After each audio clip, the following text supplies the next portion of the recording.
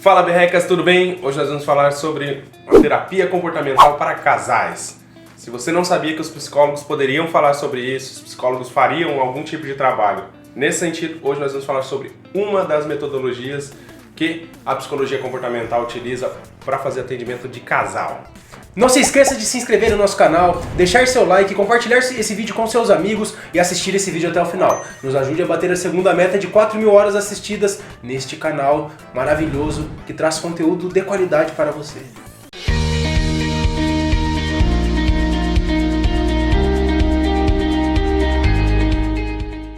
Como o Luciano disse no começo do vídeo, hoje falaremos sobre uma terapia muito utilizada no atendimento de casais na clínica comportamental. O nome da terapia é Terapia Comportamental Integrativa de Casal, que tem a sigla IBCT. Para elaborarmos o vídeo de hoje, utilizamos um artigo muito bacana do Comporte-se, do Estélio Santana. Se você não conhece o Comporte-se, entre lá e procure um artigo sobre terapia comportamental para casais. A gente vai deixar o link aqui na descrição e legal que também nesse artigo eles também têm um e-book que também está disponível gratuitamente lá, muito legal também, bem ilustrativo, bem descritivo, vai facilitar muito você que tem interesse em estudar esse tema. Para falarmos dessa terapia, falaremos sobre 3 pontos principais aqui, que é a aceitação, a tolerância emocional e a mudança de comportamento, que é o que leva alguns casais a procurarem ajuda. Isso aí. É importante a gente olhar para esse texto, para esse vídeo que a gente está falando, para essas questões de relacionamento de casal, que existem alguns fatores que vão levar a um conflito de casais. E o que eu acho mais importante, que eu sempre falo para todos os meus clientes, casais que me procuram para fazer terapia, que a terapia de casal ela não serve única e exclusivamente para concluir ali, para sanar e para viverem felizes para sempre. Pode ser que ao fim da terapia você chegue à conclusão, o casal chegue à conclusão de que realmente eles não estão mais se entendendo, eles estão em outras ideias e aí eles vão seguir cada um seu rumo, ou não. Aí, o foco principal, claro, né, não é o objetivo que eles se separem, o objetivo é que eles se entendam e mesmo que eles se entendam e se entendendo cheguem à conclusão de nós não damos mais certo como casal e ok, nós vamos separar e vamos separar numa boa. Mas se for pra ficar juntos, vamos ficar juntos, mais fortes, tendo consciência de tudo das suas fraquezas, das suas forças, das suas diferenças e ali se respeitando, né, e vivendo como um casal feliz. E como estamos vivendo em uma época de isolamento social, as pessoas têm mandado algumas dicas pra gente, tanto no canal dos Berrecas quanto nos nossos Instagrams profissionais. E esse tema da questão da separação que está em alta por conta do isolamento social, resolvemos trazer essa terapia porque muitos não sabem que psicólogos e psicólogas fazem esse trabalho. Não sabem como seria mais ou menos uma terapia de casal. Então a gente trouxe uma das metodologias, a gente pode chamar de metodologia, né, para que você possa saber como que funciona e o que é. E se de repente pode ser que você precise, ou saiba alguém que precise e possa indicar esse método para essa pessoa para que ela procure ajuda. Eu particularmente uso um método muito similar a esse nos atendimentos. Então, apesar de não utilizar exatamente esse, mas eu uso minha metodologia muito similar a esse também, ok? Bom, a primeira coisa que a gente precisa entender quando a gente vai falar de terapia de casal é saber que os casais, os mais diversos casais, eles têm as suas singularidades. Eu sou casado com a minha esposa, com a Verônica, o Lucas com a Mariane. Nós somos casais diferentes, vivemos bem, o Lucas com a Mariane, eu com a Verônica e tranquilamente, não tem problema nenhum. O que o Lucas acredita que é importante para o relacionamento dele, não necessariamente é importante para o meu relacionamento e vice-versa. Então a gente tem que saber que existem essas diferenças e que eu não posso me basear no relacionamento do Lucas para acreditar que só fazendo exatamente como o Lucas faz, eu poderia ser feliz. Eu estou dando exemplo do Lucas porque o Lucas está aqui do meu lado. Mas normalmente isso acontece quando a gente começa a basear a nossa realidade de vida em famosos, em vida de famosos, ou eventualmente de algum familiar que você acredita que está sendo mais feliz que você e tal. Os casais, eles vão ter essas diferenças, né? E dentro do próprio casal, né, os cônjuges, eles também têm as suas diferenças, têm os seus históricos de vida. Um cresceu e teve uma realidade familiar de um jeito, o outro. E quando decidem ser um casal, eles precisam alinhar essas diferenças e criar a sua própria forma de conviver como um casal. Essas diferenças elas precisam ser respeitadas e elas não podem se tornar um problema para o casal. A partir do momento que elas se tornam um problema, aí isso tem que ser revisto, isso tem que ser olhado de outra forma. Outro ponto destacado no artigo é que cada casal aí tem a sua questão emocional envolvida no seu convívio. E pode ser que, nesse convívio, apenas aquelas emoções superficiais, que estão mascaradas por ódio, por raiva, por ressentimento, por alguma desconfiança, fique evidente. Quando, na verdade, aquela questão emocional envolvendo o que está oculto ali, que nem sempre é verbalizado, é o que traz prejuízo para esse casal. Então, um ponto muito importante que ele fala é sobre a importância de saber se comunicar assertivamente com suas emoções ali. Porque, que nem você disse, são histórias de vida diferentes, e quando você se junta com a outra pessoa, vocês vão ter a sua própria forma de se relacionar. Então, assim, não tem como eu pegar, que nem o Luciano falou, basear o meu relacionamento, por exemplo, nas emoções dos dois, dele da Verônica, que é a esposa dele. Eu e a Mariane temos um outro método de funcionamento. Então, e cada um tem o seu. Bom, como eu já falei antes, a gente não pode tentar basear nossos relacionamentos nos relacionamentos de terceiros. Isso a gente pode considerar um dos itens que eles colocam no artigo, são as circunstâncias externas. Então, as circunstâncias externas, elas vão afetar direto ou indiretamente o casal. Então, se eu permito que olhar para o relacionamento de outra pessoa e querer basear o meu relacionamento naquele relacionamento, eu estou olhando uma circunstância externa e estou tentando trazer para ela, para o meu contexto, que não faz sentido algum. Ou mesmo, quando eventualmente eu deixo que algum amigo, algum familiar se meta no meu relacionamento. Se meta como assim? A pessoa vem e ela quer dizer como eu devo me relacionar. Como eu disse, o Lucas tem uma forma de se relacionar com a Mariane, eu tenho uma forma de se relacionar com a Verônica. Eventualmente a gente vai discordar de alguma coisa ali. Você faz isso, você age assim com a Verônica? Não, mas eu não ajo assim com a Mariane. E ok, não tem problema nenhum. Eu e a Verônica somos um casal, o Lucas e a Mariane outra. Então eu não posso chegar a querer dizer pro Lucas como ele deve se relacionar pro Lucas. E o Lucas, mais do que isso, o Lucas não pode permitir que eu faça isso. Porque eu vou ser um fator externo que estou desconsiderando uma sequência de situações. Eu estou olhando apenas uma fração, a fração a qual eu estou direcionando minha intenção ali, e eu estou desconsiderando todo o resto. Mas não só isso, por exemplo, se um dos dois ganha uma promoção no trabalho, que nem ele trouxe no artigo, pode ser que isso comece a afetar o relacionamento, porque o outro par vai ser prejudicado em questão de tempo, porque a partir do momento que você ganha uma promoção, você tem mais responsabilidades, você tem que estar mais presente no trabalho, então necessariamente você vai ter menos tempo no relacionamento, mas não quer dizer que esse tempo não vai ser de qualidade. Sim. Aí que está a importância da gente ter tempo de qualidade com o nosso par, com a nossa parceira. Né? E tempo de qualidade não só com os cônjuges, mas com qualquer pessoa com quem você precisa estar, né? Amizade. Tempo de qualidade eu acho que é um termo muito legal, muito bacana de ser colocado, porque indiferente ao contexto onde você estiver, você deve tentar alcançar um tempo de qualidade. Que aquele momento que você está, seja com a sua esposa, seja com a sua tia, com a sua mãe, com o seu irmão, com o seu amigo, que ele seja bom, que ele seja suficiente para aquela situação, para que aquilo não venha a deixar a desejar para aquele relacionamento que existe ali, certo? Mas principalmente no casal, eu acho que esse exemplo do tempo de qualidade, do tempo de qualidade e da promoção, onde vai ser tomado mais tempo, porque eu costumo sempre dizer que a gente, apesar do casal ser uma persona ali, a gente também tem as nossas vidas pessoais. Então, a minha parte profissional é a minha vida pessoal. Ela não diz respeito diretamente à minha vida de casal, mas ela não pode fazer nada que menospreze, que diminua o casal. Então, eu preciso entender isso, que eu também preciso ter qualidade. Essa balança não pode ficar desequilibrada. Não posso ser só o profissional e esquecer de ser o marido. Assim como eu não posso ser só o marido e esquecer de ser profissional. Então tem que ter um equilíbrio. Porque daí a vida financeira pode influenciar no seu relacionamento depois. Sim, elas podem se afetar diretamente ali, né? Sim. Então isso é uma faca de dois gumes. Agora nós falaremos sobre padrões de comunicação de um casal que vive aí no seu dia a dia. É um tópico que a gente achou muito relevante. Se você ainda não leu esse artigo na íntegra, deixaremos o link para você, então fique tranquilo que o material completo estará lá. Algo muito importante para falarmos nessa questão do padrão de comunicação é da assertividade. Será que esse casal se comporta de forma assertiva no seu relacionamento? Se comunicam de forma assertiva? Porque às vezes temos dias cansativos no nosso trabalho, como ele traz no artigo. E o outro par não sabe disso e faz uma surpresa, mas a pessoa só quer chegar em casa e relaxar. Aí nisso eles acabam brigando. E assim, isso acaba criando padrões de comportamento, que isso acaba se repetindo muitas vezes. Não por maldade, mas é porque a pessoa vive num eterno loop. Ao invés de resolver, procurar uma terapia de casal, se for o caso, ou conversar com o seu parceiro de forma assertiva, com a sua parceira, acaba virando uma bola de neve. Isso é muito prejudicial pro casal, né?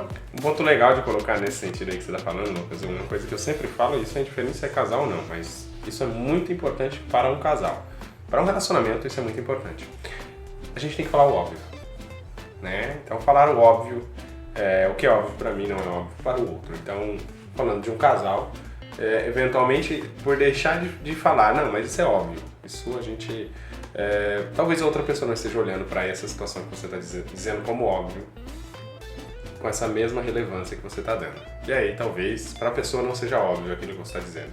Então, muitas vezes acontece, né, da pessoa ficar brava e não falar por que está brava. Só simplesmente fechar a cara e acabou. Não, mas ele sabe o que fez, ela sabe o que fez. Exato. E às vezes a pessoa nem sabe, às vezes passou batido ali. Às vezes foi uma situação onde estava ali no calor do momento, discutiu, falou, foi um pouquinho mais intenso ali na discussão e ok, e para uma das partes está tudo bem, para outra parte não. Mas essa outra parte que não está tudo bem, que não gostou da forma como que foi colocado, não fala. E se ela não fala, não está óbvio. Então o óbvio precisa ser dito. O óbvio precisa ser dito. Essa é uma das melhores maneiras de fazer a comunicação assertiva. Claro, então eu vou ficar falando óbvio sempre? Não, né?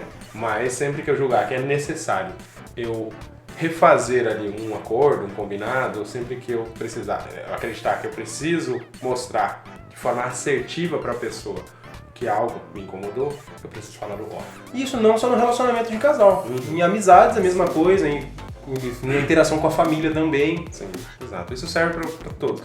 Quando a gente vai falar de relacionamento de casal, existe um nicho específico de comportamento, de situações que vão corresponder à relação de um casal. Mas esses mesmos padrões de comportamentos, eles são repetidos das outras relações interpessoais. Seja com amigos, seja com relacionamentos, com relacionamentos do passado, né? Que às vezes o que acontece muito no relacionamento de casal a pessoa começa a namorar e aí ela começa a cobrar padrões de comportamento que o relacionamento anterior, que existia no relacionamento anterior. Ou cobrar ações do atual cônjuge como era o do relacionamento anterior. E vice-versa também. Então isso assim não adianta. E outra, um exemplo muito comum nesse sentido a pessoa ela foi traída no relacionamento anterior. E aí agora, a partir desse momento que ela foi traída, no próximo relacionamento, essa pessoa ela fica em estado de alerta absurdo porque ela não quer ser traída. E acaba controlando a vida do outro. E aí a gente acaba entrando num assunto que a gente colocou no outro vídeo anterior, acaba virando um relacionamento abusivo, apenas por uma necessidade de proteção de uma vivência que não corresponde àquele contexto específico. Algo que precisava ser verbalizado, trabalhado, e acabou não sendo, virou uma bola de neve. Porque é muito comum da sociedade a gente não dar valor para as coisas. E fala assim, não, isso não é problema não. Frescura. Tudo é frescura, né? Demonstrar sentimento é frescura. Conversar sobre questões que são óbvias é frescura. Sim. É a famosa DR, né? Então, DR, precisa discutir a relação em algum momento? Precisa ser. A relação não está indo para o caminho que gostaríamos que fosse?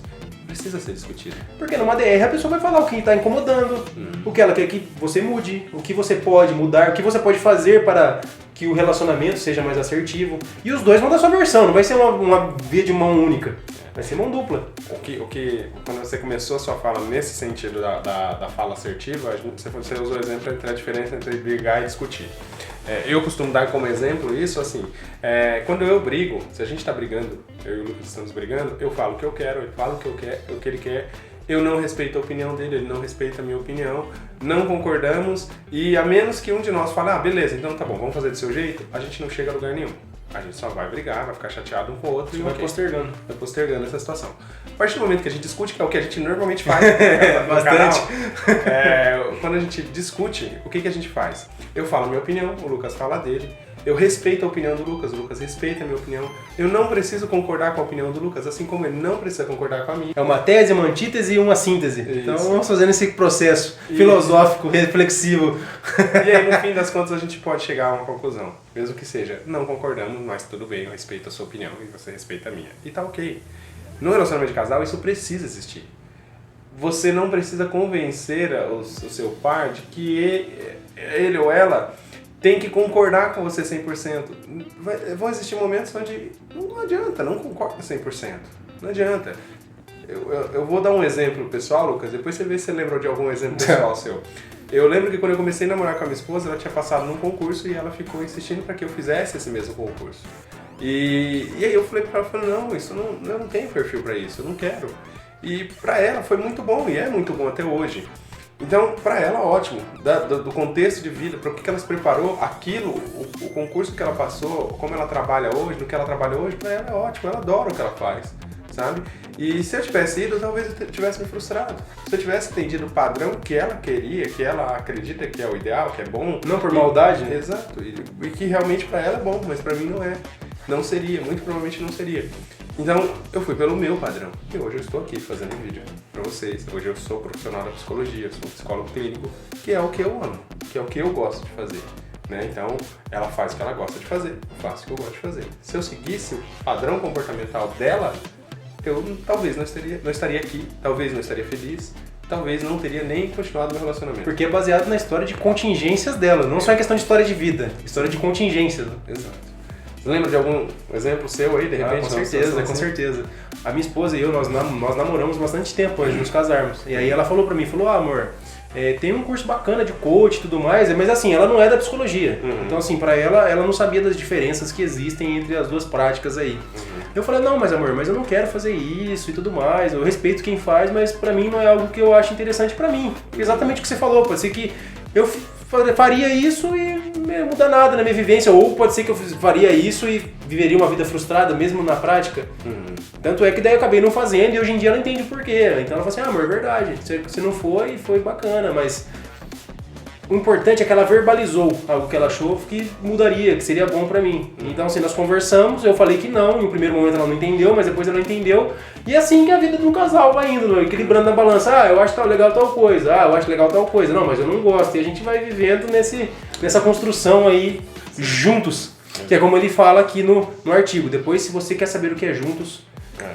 Você dá uma lida rapidinha, a gente vai dar uma lida rapidinha pra vocês, mas depois vocês procurem lá o que é, cada conceito significa do juntos. Exato, ele denomina a técnica como juntos, e aí cada letra representa ali uma situação.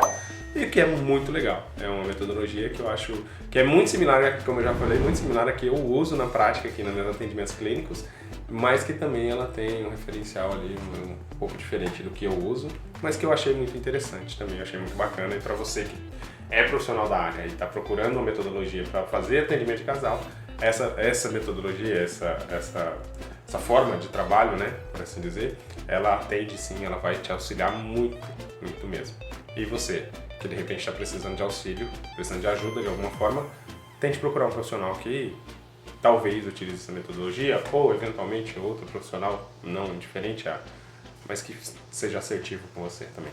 E tome muito cuidado com quem você pede conselho, porque dependendo da pessoa que você pede conselho, a pessoa não vai considerar nada do seu contexto da sua vida e nem da vida do casal para se meter na vida alheia. Então tome muito cuidado quando pedirem conselho para pessoas de fora de seus relacionamentos. Sabe uma coisa que você falou desse negócio de pedir conselhos e tudo mais? Uma coisa que meus amigos sempre falavam assim, tinha alguns amigos que falavam sobre a questão de o padre dentro da igreja, o padre ele aconselha os casais. Mas o padre não é casado, como é que ele aconselha os casais?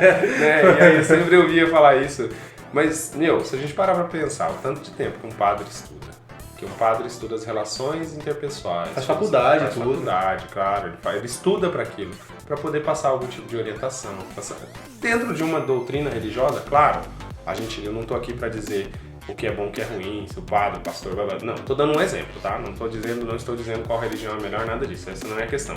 Mas falar que esse líder religioso, ele, principalmente, dando o exemplo do padre, que faz uma faculdade, que se capacita para aquilo, dizer que ele não tem capacitação técnica para eventualmente auxiliar em alguma coisa, não no todo, ele não vai fazer terapia de casal, o padre não é a função dele, né? Ele vai lidar ali com as demandas de acordo com as questões da religião. Então ele vai te orientar ali. Sim, ele tem essa capacitação para fazer essa orientação. Ele não vai aprofundar essa orientação como eventualmente um profissional capacitado, graduado especificamente para isso. Mas ele pode te auxiliar sim.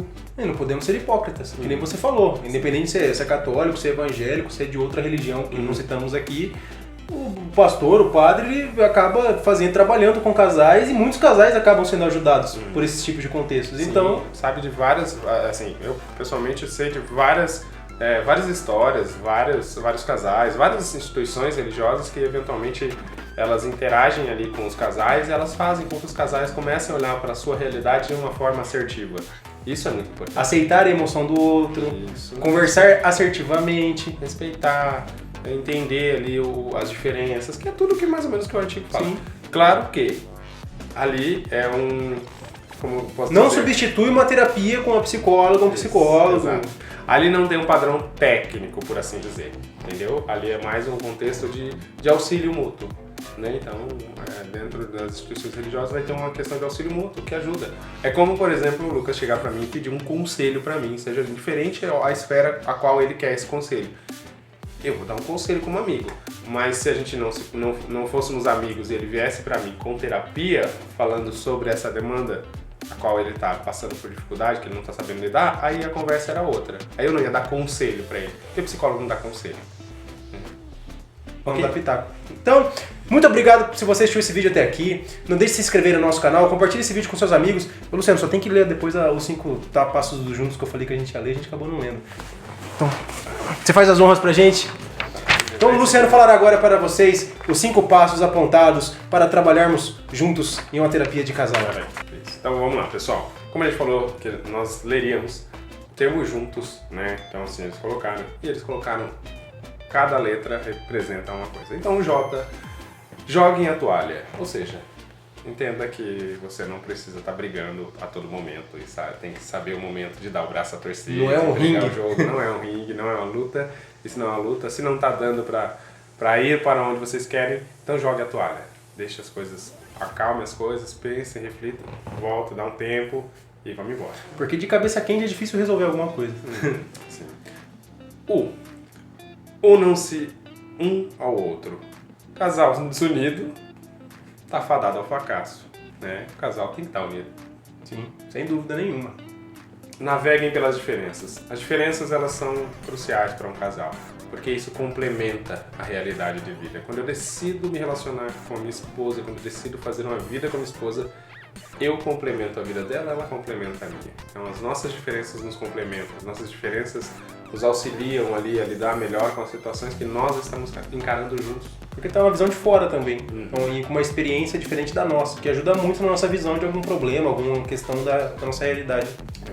Troquem comportamentos positivos. Elogie seu parceiro, sua parceira. Seja o melhor amigo do seu parceiro, sua parceira. Diga aquilo que te agrada, não só o que te decepciona. Seja uma pessoa, valide, aprove, apoie, seja isso. Ah, minha esposa precisa fazer uma avaliação interna lá da profissão dela. Ok, eu vou apoiá-la, eu vou motivá-la, eu vou entender. Ela precisa estudar para tal, ou eu preciso estudar para tal. Então eu vou respeitar o momento de estudo ali, eu vou apoiá-la. Tá tudo bem, você tá conseguindo? Então você falou nisso e entrou numa questão agora. Eu vou ser pai em janeiro. Eu entendo que paternidade e maternidade é um momento que a mãe, principalmente a mãe, que é a que sofre mais, que vai lá, gera criança, carrega 9 meses, tem um período que precisa de um tempinho para ela. Então assim, a minha esposa tem dia que ela acorda ali, ela tá meio enjoadinha, e eu tenho que respeitar o momento dela, não ficar obrigando que ela se comporte, não tá dando atenção pra mim, mas pô, pera lá, a esposa tá grávida, então é bom. E quando nascer o Theozinho vai ser o mascote do canal, né? Vai ajudar a gente aqui agora. E o Theo vai tomar aqui, você vai ficar disputando a atenção da Mariana. Certo? Vamos lá. Ouçam e falem de maneira eficaz. A gente já falou isso em outros contextos aqui, da questão de falar de forma assertiva, né? Então, que não é falar de forma agressiva e nem de forma passiva, é falar de forma assertiva. E muito menos de forma abusiva, impondo a minha opinião, subjugando a minha esposa para que as coisas sejam feitas sempre do jeito que eu quero. Não é isso. Assertivo é entender que existe uma necessidade do casal. Colocar a sua opinião, mas estar aberto à opinião do outro. Discutir. Não brigar. Tá, e o último, o S. Solucionem problemas. Isso é o mais importante. Não adianta você ficar brigando, querendo impor criando problemas. Querendo impor a sua opinião sobre aquela situação, sabe? Eu acho que o certo é... Então, estamos em casa, eu acho que o certo é a mesa é aqui. Aí a minha esposa quer colocar a mesa ali. Então a gente vai brigar para ver onde vai ficar a mesa? Não, a gente vai chegar à conclusão de que a mesa fique em um lugar onde seja favorável para os outros. Por mais que ela fique lá ou fique aqui, não importa. Ela tem que atender a necessidade dos dois. Olha, aconteceu uma coisa muito engraçada comigo, porque na minha casa tivemos que trocar a mesa do computador, porque vai chegar o Telzinho, tive que colocar o berço no quarto, que era um quarto de visita antigamente. Aí minha esposa falou assim, Lucas, a mesa do computador não vai caber nesse quarto, que vai ficar muito grande no quarto. Nossa, e eu fiquei bravo, falei, amor, vai ficar um trambolho lá na minha sala, não sei o que, beleza, porque meu escritório é home office. Aí, a contragosto, coloquei a mesa pequena lá no quarto do Telzinho por enquanto, até ele chegar aí. E ficou bem melhor. A outra mesa não ia caber no quarto. Então assim, coloquei a contragosto e no final ela tava certa. Então é bom também saber que, por mais que você não concorde com o outro, às vezes é melhor fazer porque pode ser que o outro esteja certo. Você fez a primeira letra aqui do Juntos, você jogou a toalha. Joguei, com certeza. E minha esposa estava certa nesse caso. E em muitos outros ela está também. Solucionou o problema, né? Mas ela não fica ofendida de eu não concordar com ela. Sim. Vocês vão lá e tentam fazer pra ver se realmente aquilo faz sentido, né? Isso é o mais importante. Eu acho que essa é a assertividade do casal. O Lucas acabou de dar um exemplo de assertividade do casal. Claro, o Lucas não é nenhum exemplo, não sou exemplo de casal. Não que ele não seja. Muitas coisas, eu admiro muitas coisas, a forma que ele se relaciona com a Maria. Muito obrigado. Tá?